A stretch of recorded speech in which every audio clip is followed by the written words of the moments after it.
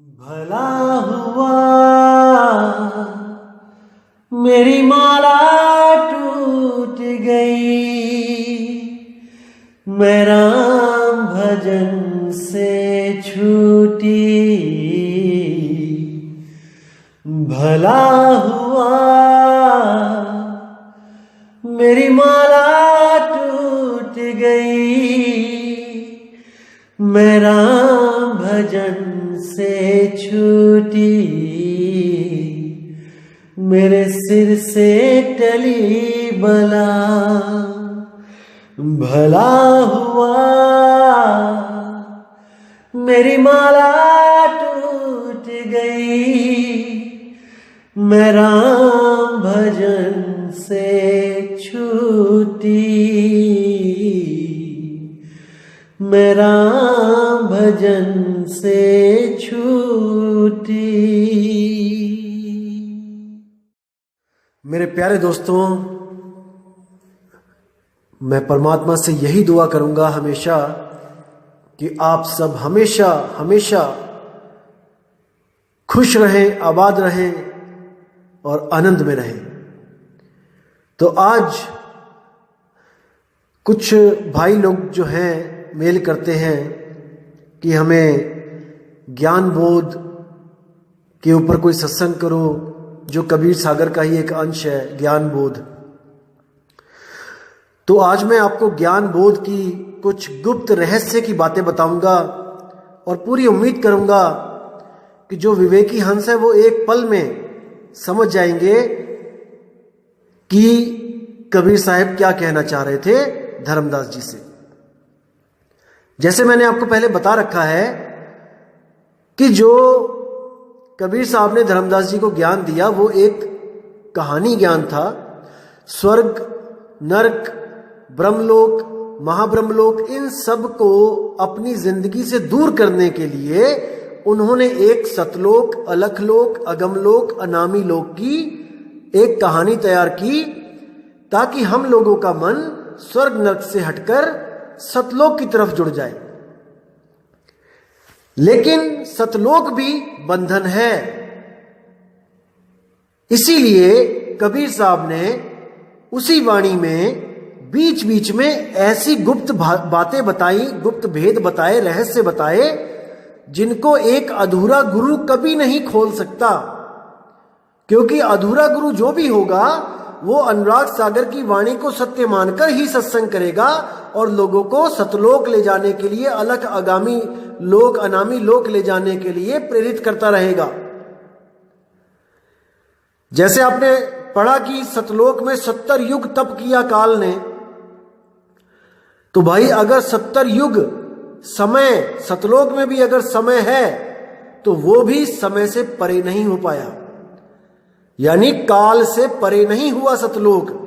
अगर उसमें भी 70 युग, 80 युग, 90 युग काम चलता है तो भाई वो भी समय के अंडर है, वो भी काल के अंडर है। लेकिन हम लोग के दिलों से केवल स्वर्ग, नरक, ब्रह्मलोक को खत्म करने के लिए एक सतलोक, अलखलोक, अगमलोक, अनामी लोक की रचना करी गई ग्रंथ में। लेकिन जब धर्मदास ने कहा कि महाराज कहीं जीव इन लोगों के चक्कर में ना फंस जाए, नकली गुरु आके कहीं इन लोगों की लालच देकर कहीं जीव को भ्रमित ना कर दे, वो सत्य स्वरूप को ना प्राप्त कर पाए और किसी लोक में रहने की बात करे, तो तब कबीर साहब ने कहा था कि मेरा जो 13वां पंथ होगा उसमें मैं स्वयं आऊंगा और इन सब लोगों को नष्ट करूंगा वाणी के द्वारा।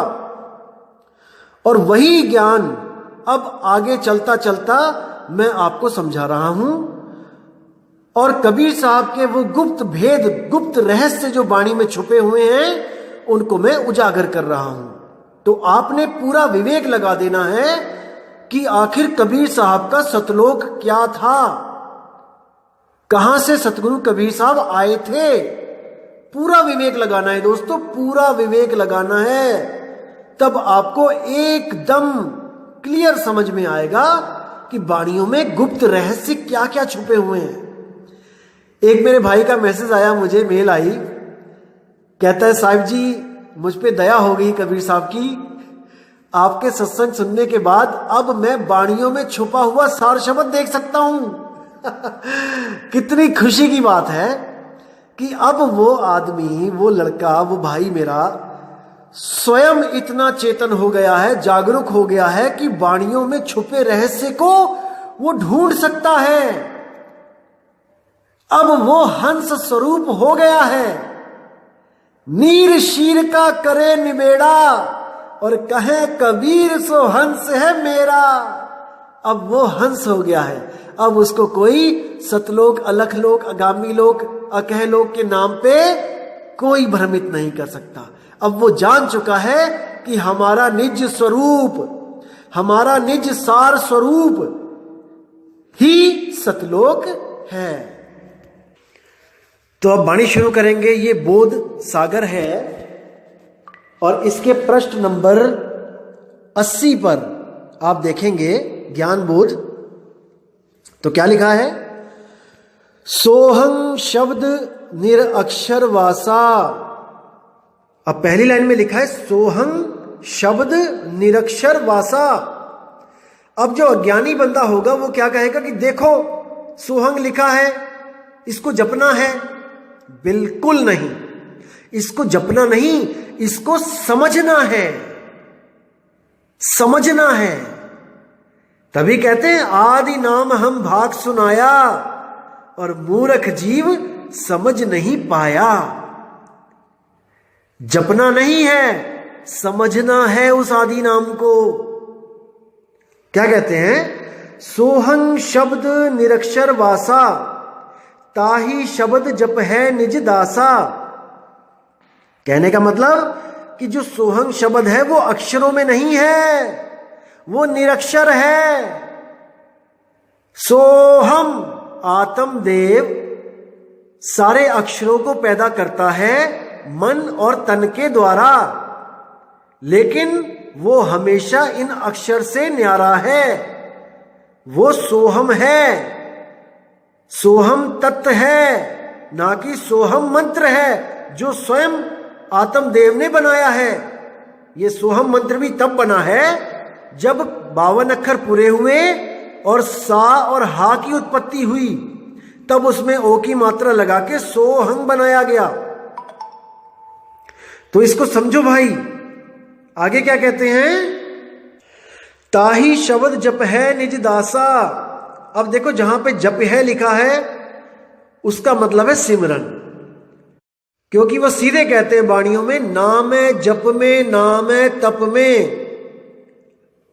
अगर जप में और तप में नहीं है तो यहां पर जो जप लिखा है तो इसका मतलब ये क्रॉस क्वेश्चनिंग हो जाएगी यहां पे, कि वहां पे कह रहे हैं जप में नहीं है और यहां पे कह रहे हैं कि जपना पड़ेगा। तो जहां पे जप लिखा है वहां का मतलब है सिमरण। ये गुप्त इसलिए रखा गया है ताकि नकली गुरु आपको जाप में फंसाए और असली गुरु आपको विवेक देके उस जापों से अलग कर दे। क्योंकि अगर दोनों का ज्ञान सेम चलेगा तो आप समझ नहीं पाओगे। जैसे कई पंथ ऐसे भी चल रहे हैं आज के टाइम में जो आपको कहेंगे कि 52 अक्षर से परे है, सार नाम 52 अक्षर से परे है, और आपके कान में फूंक मार के उसको सार शब्द घोषित कर देंगे और आप विवेक नहीं कर पाओगे कि वो जाप है, अजपा है कि अनहद है। इसलिए साहिब ने कहा है कन फुक्का गुरु हद का, बेहद का गुरु और जब बेहद का गुरु मिले तब मिले ठिकाना ठौर। जब कनफुक्का गुरु आपकी जिंदगी में आ गया तो आपकी जिंदगी का सत्यानाश कर दिया। उस कान में फूंक मारने वाले गुरु से पूछो कि जो वस्तु आप हमें दे रहे हो वो तो कबीर साहब कह रहे हैं कि हमारे पास पहले से ही है। कस्तूरी कुंडल बसे मृग ढूंढे वन माही, और ऐसे रमता राम है दुनिया जाने नहीं। वो रमता राम तो हमारे पास पहले से ही है। आप हमारे कान में क्या डाल के कह रहे हो कि आपने हमें सार शब्द दे दिया है? क्यों भ्रमित कर रहे हो लोगों को? दोस्तों, ये कान में फूंक मारने वाला काम नाथ पंथ में होता आया है और आज भी होता है। आप किसी भी नाथ पंथी के पास जाके पूछिए कि नामदान कैसे मिलता है, वो आपको बताएगा कि कान में फूंक मार के मिलता है। बस इन गुरुओं ने, ये नाथ पंथियों ने अब भगवा चोला छोड़ के सफेद कुर्ता पजामा पहन लिया है। पूरी गतिविधि वही चल रही है नाथ पंथ वाली, लेकिन अब संत कहला रहे हैं, सदगुरु कहला रहे हैं और लोगों को भ्रमित कर रहे हैं। घर में पड़ी वस्तु नहीं सूझे और बाहर से लेवन जासी, बाहर लेने जा रहा है गुरु से कान में। अरे भोली आत्मा, समझ जा वो वस्तु तेरे पास है, पर तुझे उस वस्तु को लखाने वाला गुरु नहीं मिल रहा है। दिक्कत बस यहां पे है। तो साहिब कहते हैं, सोई गुरु पूरा कहावे, दो अक्षर का भेद बतावे, एक छुड़ावे और एक लखावे। क्या लखावे? जो स्वयं तुम्हारे पास है। निज नाम लखावे, निज सार लखावे। तुम्हारा सार क्या है?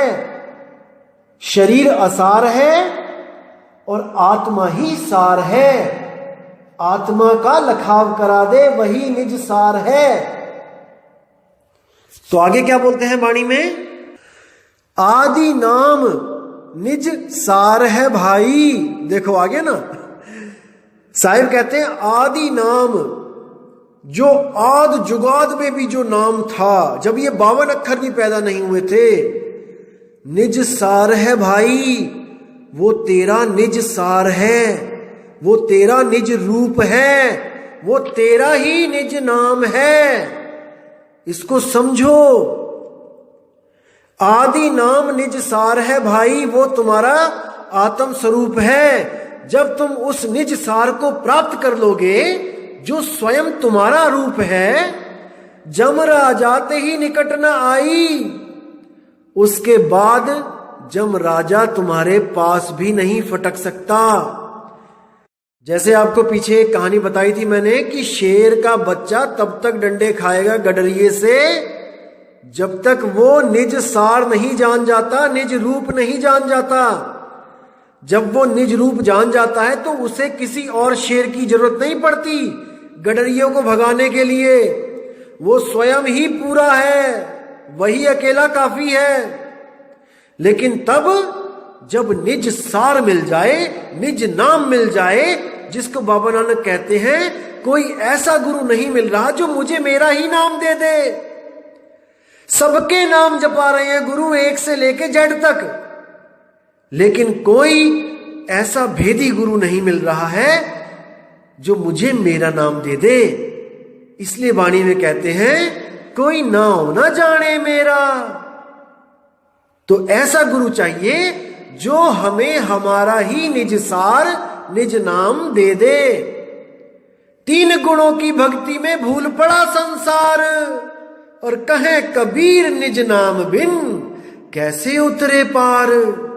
निज नाम बिन यानी तुम्हारा निजी नाम, तुम्हारा निजी स्वरूप, वो कोई भेदी गुरु दे सकता है भाई। आगे क्या कहते हैं वाणी में? तुम कहे शब्द दीन टकसारा, सो हंसन सो कहो पुकारा। धर्मदास जी को कह रहे हैं अब मैंने तुम्हें शब्द टकसार दे दिया है, तुम्हें मैंने बता दिया है। सो हंसन सो कहो पुकारा, अब तुम हंसों को पुकार पुकार के वो सार नाम दो, निज रूप दो, लेकिन केवल उसको देना जो उस लायक हो, जो ज्ञान को समझ रहा हो। नहीं तो केवल पवित्र ज्ञान तुम जग में भाखो और मूल ज्ञान गुप्त कर राखो। इसको गुप्त रखना। आगे कहते हैं सार शब्द का सुमिरण कर ही, सहज अमर लोक निस्तर ही। अब देखो कितनी प्यारी वाणी है। अब आप जो कई लोग स्वयंभू आत्मज्ञानियों के चक्कर में जो फंसे हैं, वो यहां पर इस वाणी पे विचार करें, केवल वो निकल आएंगे वहां से। क्या कहती है वाणी? सार शब्द का सुमिरण कर ही, जो उस निज नाम का सिमरण करेगा, जो निज रूप का ध्यान करेगा, सहज अमर लोक निस्तर ही, वो सहज ही अमर लोक को पहुंच जाएगा। यानी कि अपने निज रूप को प्राप्त कर लेगा और वो सहज हो जाएगा। अब ये जो सहज का नाम लेके आपको कई लोग भ्रमित करते हैं कि आपने सहज हो जाना है, सहज हो जाना है। यहां पर इस 5 तत्व के 5 जो अवगुण है, काम क्रोध लोभ मोह अहंकार, यही ऊपर के नूरी तत्वों में 16 गुण हो जाते हैं। और ऊपर आगे चले जाओगे तो वहां पे 54 हो जाएंगे, और आगे चले जाओगे तो 1000 कुछ हो जाएंगे, ऐसे भरमा देते हैं। उन लोगों को मैं बताना चाहूंगा, भाई अनुराग सागर की वाणी आप पढ़ो, जहां पर सृष्टि रचना लिखी है वहां पे उस सतपुरुष के 16 पुत्र जो बताए गए हैं भाई, वो 16 गुण है, गुण। और उसी में ये सहज भी एक पुत्र है, एक गुण है, और एक मन भी गुण है, पुत्र है। अब इसी मन के चक्कर में, इसी मन को सारी पावर देने की भूल करके वही आत्मदेव ये सृष्टि बना बैठा है और अपने सहज गुण को भूल गया है, जो उसका अपना गुण है। अब उसी मन को खत्म करने के लिए ज्ञानी, यानी आत्मा का एक गुण ज्ञान भी है, तो ज्ञानी रूप में बताया गया वहां पे कि कबीर साहब ज्ञानी रूप धर के आए। असल में वो ज्ञान लेके आए, जो परमात्मा है वो ज्ञान लेके आ रहा है और मन को खत्म करके दोबारा से आपको सहज रूप में ले जा रहा है। सहज यानी जो हिलता डुलता नहीं है, बिल्कुल सहज एक जगह स्थिर है। सुरती को ऐसी जगह ले जाया जा रहा है जो चीज स्थिर है। जब स्थिर है तो इसका मतलब अब वो आगे नहीं चलेगी, नहीं आएगी, नहीं जाएगी। यानी चलना ही समय का काम है, रुकना ही निज रूप है, निज नाम है। जब आप एक जगह रुक जाते हो तो समझ जाओ कि वहां पे समय रुक गया, और जब आप चलना शुरू करते हो तो समझ जाओ कि समय के अधीन आ गए। इसलिए उस अवस्था को बोला है अकाल। ना कहीं आना ना कहीं जाना, आपे में आप समाना। आत्मा अजन्मा है और सुरती को हमने आत्मा में ही लगा के उसको भी सहज कर देना है, स्थिर कर लेना है। इसी को मुक्ति कहते हैं। तो जो 16 पुत्र हैं असल में वो 16 गुण हैं। जैसे सबसे पहले कुरुम बोला गया कि पहले कुरुम को पैदा किया। कुरुम का मतलब होता है कछुआ। अब कई ऐसे पंथ भी चल रहे हैं कबीर पंथ में जो कछुआ बना देते हैं वहां पे कि ये परमात्मा का पहला पुत्र है कछुआ, और उसके ऊपर एक काल खड़ा कर देते हैं। भेद ना होने के कारण केवल शब्दों में उलझ जाते हैं, भाव को नहीं पकड़ सकते। भाई आप 16 पुत्र देखना कौन कौन से हैं। सबसे पहले कुरुम। कुरुम का मतलब है कछुआ। भाव क्या बोला गया है यहां पर कि आत्मदेव पहले अपने आप में था, रमा हुआ था। लेकिन जैसे कछुआ भी अपने आप में होता है, लेकिन वो हाथ और पैर गर्दन जैसे ही बाहर निकालता है तो वो खतरे में पड़ जाता है। अब उस पर कोई भी हमला कर सकता है। याद रखना दोस्तों, अगर कछुआ चल रहा होगा और आप एकदम ताली भी बजाओगे तो वो एकदम अपने हाथ पैर अंदर कर लेगा, सेफ मोड में चला जाएगा। इसी तरह जो आत्मदेव था वो सेफ मोड में था, लेकिन जैसे ही कुरुम कछुए की तरह उसने अपना विस्तार किया, अपने गुण प्रकट किए, बस वहीं से कहानी खराब हो गई। जैसे ही मन प्रकट किया वैसे ही आगे से आगे विस्तार होता ही चला गया। तो ये समझना पड़ेगा आपको, उन्हीं गुणों में, उन्हीं पुत्रों में दया, शील, संतोष, प्रेम, सद्भाव, जलरंगी। जलरंगी मतलब पानी जैसा रंग, यानी कोई रंग नहीं। आत्मा का स्वरूप कोई रंग रूप नहीं। रंग न रूप न रेख प्रभु ऐसे भगवान। वाणी में मैंने आपको वाणी सुनाई थी। तो कहने का मतलब यही है कि 16 गुणों में से जो एक गुण है वो है काल, मन। वही आपको फंसाने के लिए जिम्मेदार है यहां पे। और एक गुण है ज्ञान, जो मैं आपको दे रहा हूं। इसी गुण के द्वारा आपने एक गुण और प्राप्त करना है, वो है सहज। सहजता प्राप्त करते ही आपके अंदर शील, संतोष, दया, प्रेम, सद्भाव सब कुछ ऑटोमेटिकली आ जाएगा। समझिए इसको, वो कहानी में मत उलझिए। कई लोग कहते हैं कि पहली आत्मा जिसने हाथ उठाया उसको नारी बना दिया गया और उसमें सारे जीवों को डाल के काल के साथ भेज दिया गया। अब विचार करना मेरे भाई कि हाथ उठाने के बाद उसको नारी बनाया गया, औरत बनाया गया, अष्टांगी बनाया गया। हाथ उठाने से पहले वो क्या था? वो आदमी ही था ना, तभी तो उसको औरत बनाया गया। यानी कि केवल एक औरत बनी उस वक्त जिसने सबसे पहले हाथ उठाया और बाकी सब आदमी ही थे, तो इस सृष्टि में आ गए। चलो मान लिया। अब मुझे एक बात बताओ, जब कबीर साहब पहली बार यहां से गए जीव को लेके कहानी के अनुसार, तब वहां पे क्या बताया गया कि हंस हंसनी उसका स्वागत करते हैं मंगल गीत गा के। अरे भाई, अब हंसनी कहां से आ गई? वो तो एक हंसनी बनाई थी जिसने पहला हाथ उठा दिया। क्या उसके बाद भी कोई औरत बनाने की जरूरत पड़ी थी वहां पे? वो एक औरत बना के तो भेज दिया उसको 3 लोक में। फिर वहां दूसरी औरतें कहां से आ गईं? कोई नहीं बुद्धि लगा रहा, सब लकीर के फकीर हुए पड़े हैं कि देखो ये लिखा है, ये लिखा है, ये। अरे बुद्धि भी तो कोई चीज है। एक छोटी सी कहानी सुनाता हूं आपको। एक बार एक आदमी था, वो अपने माता पिता को छोड़ के अमेरिका चला गया पैसे कमाने, और बोल के गया कि मैं 3 साल के अंदर वापस आ जाऊंगा। तो 1 साल बीत गया, 2 साल बीत गया, 3 साल बीत गए, नहीं आया वापस। 4 बीत गया, 5 बीत गया, 10 बीत गए, नहीं आया वापस। जब 15 साल बीत गए और मां बाप की हालत खराब हो गई, तो क्या हुआ? पिता ने एक पत्र लिखा कि प्रिय बेटे, बहुत तुमसे उम्मीदें थीं कि तुम वापस आओगे, लेकिन तुम अपने मां बाप को भूल गए। तो हम अब से तुम्हारे लिए, तुम्हारे मां और बाप दोनों तुम्हारे लिए मर गए। तुम्हारा पिता डैश डैश डैश। अब ये चिट्ठी जब उस बंदे को वहां पे मिली अमेरिका में, तो उसने जब उसको खोल के पढ़ा, बहुत रोया, बहुत रोया। मैं अनाथ हो गया, मैं अनाथ हो गया, मैं क्या करूं? तो पड़ोसी आए, बोले क्या हो गया भाई?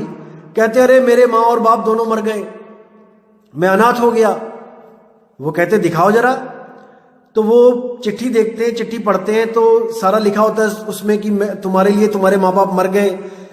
लास्ट में लिखा होता है तुम्हारा पिता डैश डैश डैश। तो वो कहता है कि भाई तुम्हारे माँ बाप मरे थोड़ी नहीं, देखो चिट्ठी तो उन्होंने ही लिखी है। कहता नहीं नहीं नहीं, ये देखो लिखा उसमें कि वो दोनों मर गए तुम्हारे लिए, माँ बाप तेरे लिए मर गए। अरे वो मर गए, सच में मर गए हैं, वो लिखा हुआ है। तो वो कहता है कितना बड़ा मूर्ख है ये कि लिखी को मान रहा है और विवेक नहीं लगा रहा है कि जब वही लिख रहे हैं माता पिता, अपना नाम साइन कर रहे हैं, तो वो मर कैसे सकते हैं? तो ये हाल हम सबका हुआ पड़ा है।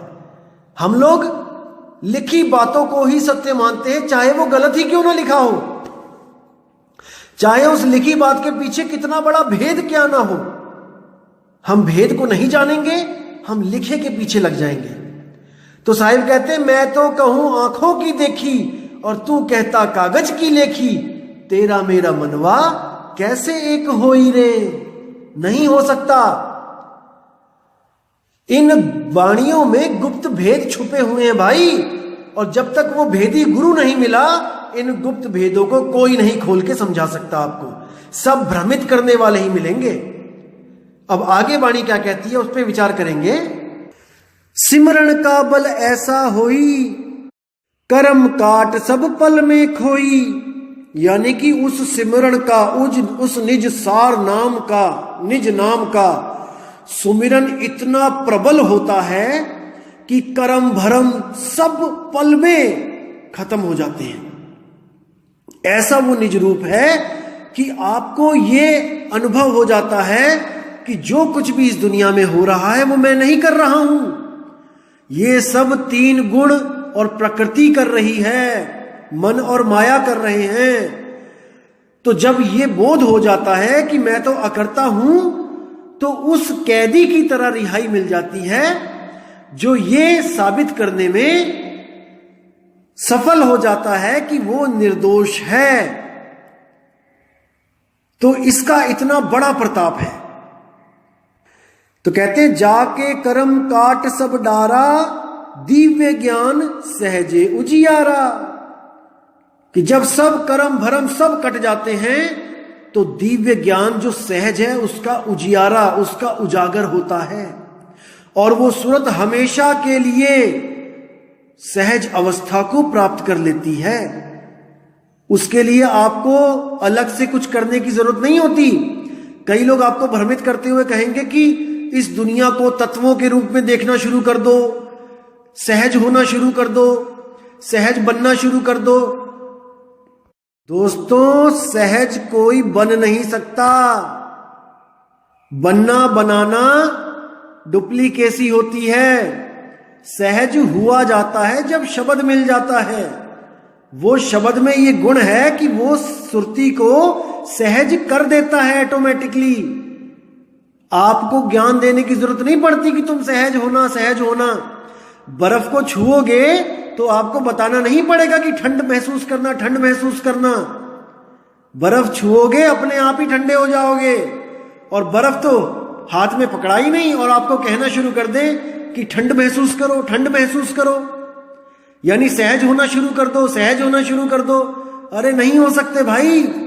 जब तक वो सहज नाम नहीं मिलेगा, जब तक सहज हो ही नहीं सकते। तो आगे क्या कहते हैं, जा कहे दिव्य ज्ञान प्रकाशा, आप ही में सब लोग निवासा। कितना इंपॉर्टेंट, कितनी बढ़िया चीज लिखी है। अगर इस लाइन को समझ लोगे तो सब भ्रम खत्म हो जाएंगे दोस्तों। जा कहे दिव्य ज्ञान प्रकाशा, यानी जिसको ये दिव्य ज्ञान हो जाएगा, आप ही में सब लोग निवासा, अपने आप में ही सब लोग निवास करेंगे। कितना स्पष्ट है। अब इससे ज्यादा स्पष्ट वो क्या लिख सकते हैं मेरे भाई, क्या लिखेंगे वो।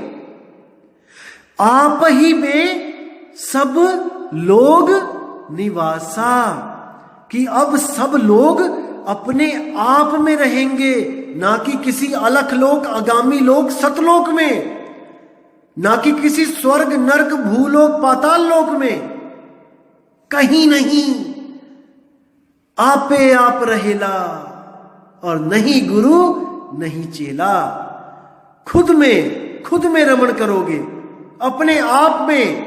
जैसे गीता में 3 अध्याय के 17वें श्लोक में कहा जाता है कि जो अपने आप में संतुष्ट है, जो अपनी आत्मा में संतुष्ट है, उसके लिए अर्जुन कोई कर्तव्य नहीं है, कोई पूजा पाठ नित नेम मंगल आरती कुछ भी नहीं, कोई दिया धूप अगरबत्ती भी नहीं। क्योंकि इन सब कर्म कांडों को करने के बाद जो प्राप्त करने की लालसा थी वो गुरु ने पहले ही दे दिया। इसको समझो। अब क्या कहते हैं, लोक अलोक शब्द है भाई, जिन जाना तिन संशय जाई। कितना प्यारा वचन है देखो। अब साफ कर दिया, क्लियर कर दिया यहां पे कि लोक अलोक, वो लोक तो है लेकिन अलोक है। वो ऐसा नहीं कि कोई बस्ती है, कोई गांव है, कोई शहर है, कोई देश है, जैसे आपको भ्रमित किया जाता है वहां सोने की सड़कें हैं, बिल्डिंगें हैं, दूध की नदियां हैं, फल फ्रूट है, काजू बादाम किशमिश है। कुछ नहीं है भाई। लोक अलोक शब्द है भाई। जो लोक और जो अलोक दोनों बता दिया कि लोक जैसा अलोक है वो क्या है, वो शब्द है। वो शब्द में ही सुरती रमेगी, शब्द में ही सुरती ठहरेगी। सुरती के लिए शब्द ही लोक है। जैसे मैंने बताया था आपको कि मां एक इंसान भी है और अपने बच्चे के लिए एक स्थान भी है। अपने बच्चे को वो अपने गोद में रखती है, तो वो एक स्थान कहलाती है, और जब वो अपने बच्चे का पालन पोषण करती है और उसकी रक्षा करती है तो वो एक इंसान कहलाती है। इसी तरह शब्द लोक है, लोक होता हुआ भी अलोक है। इसको समझो। जो भी संत आपको कहता है कि मैं आपको सतलोक ले जाऊंगा, आपको अलख लोक ले जाऊंगा, अगम लोक ले जाऊंगा, ब्रह्म लोक ले जाऊंगा, स्वर्ग में ले जाऊंगा, कैवल्य लोक ले जाऊंगा, वो सब आपको भ्रमित कर रहे हैं भाई। उनको निज स्वरूप निज नाम नहीं पता है। वो आपको कोई ना कोई नाम देके इतनी तपस्या करवा देंगे कि आप उस तप के बल पे किसी लोक को प्राप्त हो जाओगे, लेकिन जैसे ही वो तप क्षीण होगा आपको वापस यहां आना पड़ेगा। इसीलिए साहिब ने बोला नाम है जप में, नाम है तप में। ऐसा गुरु ढूंढो ना तो कोई जाप करवाए और ना ही कोई ताप करवाए। नहीं श्वासों की श्वास में, कि मैं श्वासों की श्वास में भी नहीं हूं, श्वासा भी खत्म हो जाते हैं लेकिन मैं कभी खत्म नहीं होता। और कहें कबीर सुनो भाई साधो, मैं तो हूं विश्वास में, मोको कहां ढूंढे रे बंदे, मैं हूं तेरे पास में। बिल्कुल पास में है मालिक, लेकिन भेदी गुरु नहीं मिल पा रहा है। तो क्या कहते हैं आगे, लोक अलोक शब्द है भाई, जिन जाना तिन संशय जाई। जिसने इस मूल ज्ञान को समझ लिया उसकी सब संशय खत्म हो जाएगी, उसको कोई भ्रमित नहीं कर पाएगा। लिख के ले लो। अगर फिर भी उसको कोई भ्रमित कर गया तो यानी कि वो विवेकी था ही नहीं। वो बगुला था लेकिन हंस बनने की कोशिश कर रहा था, लेकिन बन नहीं पाया। अगर इस मूल ज्ञान को समझने के बाद भी कोई दोबारा भ्रमित हो जाए, किसी लोक के चक्कर में पड़ जाए, तो भाई अभी उसकी बुद्धि विकसित नहीं हो पाई है जितनी इस ज्ञान को समझने वाले हंस की होती है।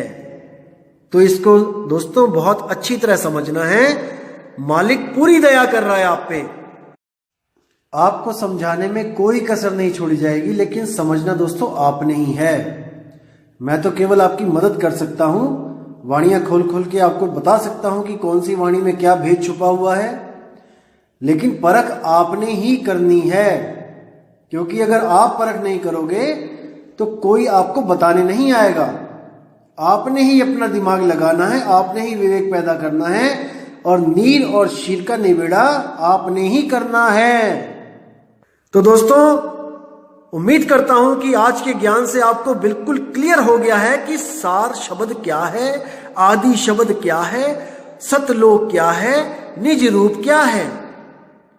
तो उम्मीद करता हूं मालिक आप पे रहम करे, आप पे इतनी आपको सोझी दे, विवेक की शक्ति दे कि आप नीर शीर का निबेड़ा कर सको और जल्दी से जल्दी उस अवस्था को प्राप्त करो जहां पर जाके जीवित मृत्यु होती है, जीवित ही मुक्ति मिलती है। मरने की आस नहीं लगानी पड़ती कि मरने के बाद मुक्ति मिलेगी, जीते जी मुक्त हुआ जाता है। तो दोस्तों एक प्रश्न और था किसी भाई का कि मुझे ये वाला शब्द खोल के बताओ कि सोहंग ऊपर और है सतसुकृत नाम, सब हंसों का वास है, नहीं बस्ती नहीं गाम। दोस्तों बिल्कुल क्लियर है, इसमें साफ ही बोला गया है। सोहम यानी आत्मा। जो लोग कहते हैं कि आत्मा ही परमात्मा है, ये उनके लिए बोला गया है कि भाई आत्मा परमात्मा नहीं है। एक कहूं तो है नहीं और दो कहूं तो गाली, जैसा है तैसा कहूं कहे कबीर विचारी।